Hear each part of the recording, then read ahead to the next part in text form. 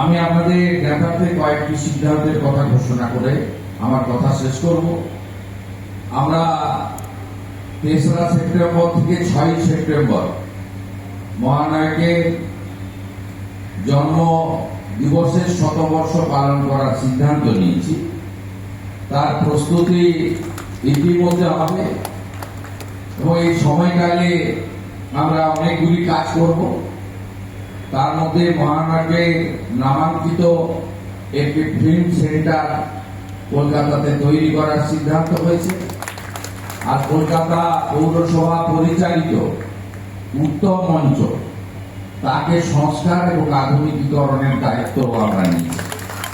বাকি আমি নিজে পৌরোহিত্য করে লন্ডনে বা রবীন্দ্র সদনে একটি বড় মাপের প্রস্তুতি সভা করব, যেখানে মহানায়কের শতবর্ষ পালনের জন্য একটি প্রস্তুতি কমিটি হবে এবং সেই কমিটির পরামর্শ মেনে আমরা এগোবো।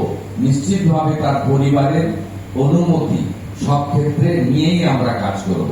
সবাই ভালো থাকবেন।